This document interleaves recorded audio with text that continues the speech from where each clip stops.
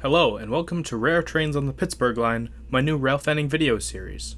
As some of you may know, I recently moved to Pennsylvania for college, so that means my local rail line is the Norfolk Southern Pittsburgh Line, rather than the MBTA Worcester Line. Seeing that the Pittsburgh Line is primarily used for freight, while the Worcester Line is almost entirely passenger traffic, this change in surroundings will make for quite a different type of video. Let's jump right in.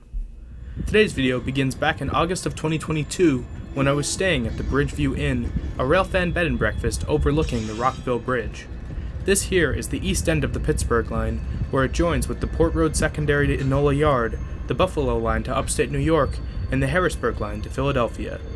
Though I saw hundreds of trains over the course of 3 days, there were very few interesting ones. 2022 was a pretty boring time to railfan Norfolk Southern. Luckily, that doesn't mean every train I saw was boring.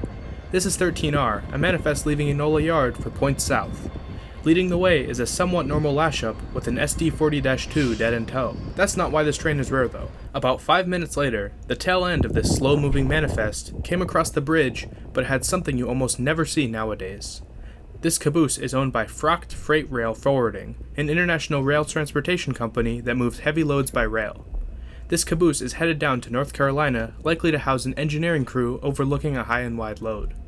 The next day, I was enjoying my afternoon watching trains on the back deck of the Bridgeview Inn when I heard another train working the Enola Yard lead. I went across the street to find that NS 911, the first responders unit, was the Enola switcher.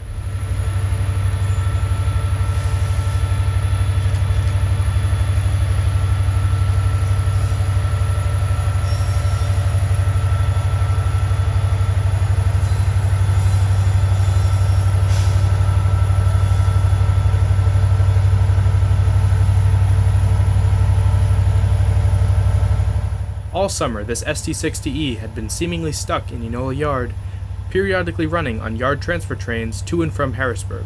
Luckily, I was able to see it in action. When they began to reverse back towards Enola, I headed straight to the River Road Bridge at the north end of the yard.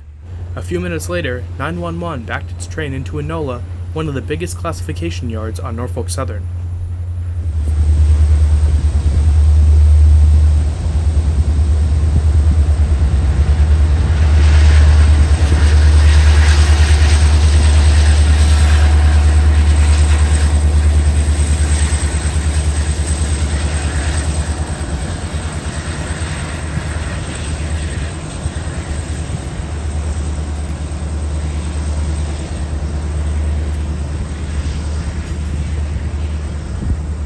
Fast forward 7 months and I'm back in Pennsylvania, this time in Altoona, the heart of the Pittsburgh Line.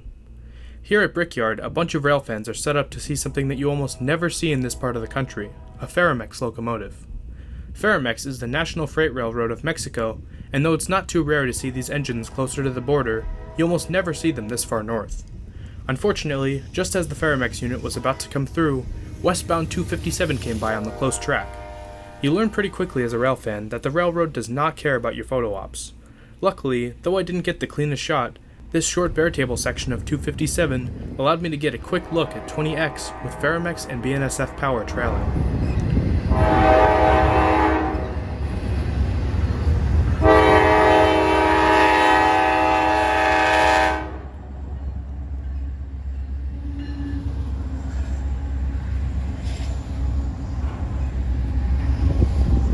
5 months later, I was back in Altoona, this time for school. While trackside downtown, I heard 60Q, an unfamiliar symbol on the scanner. A few minutes later, an eastbound train showed up with a solo Dash 9 leading a loaded rail train.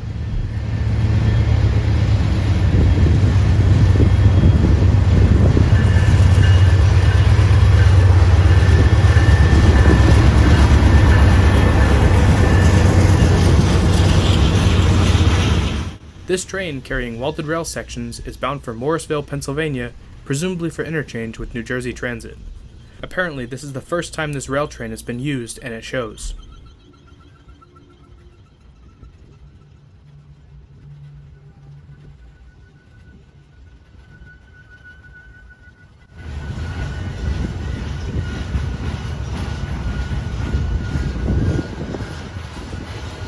A few hours later, I headed over to Brickyard, the only at-grade crossing in Altoona.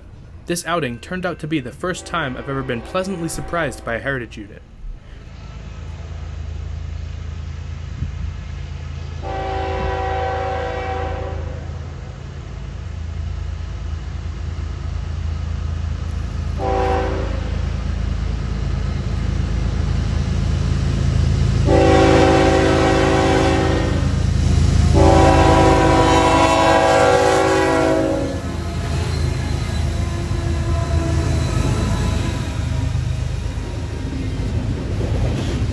MS 8025, the Monongahela Heritage Unit, can be seen here leading Intermodal 259 to Kansas City. It's always nice to be surprised by a Heritage Unit, especially when it's accompanied by foreign power.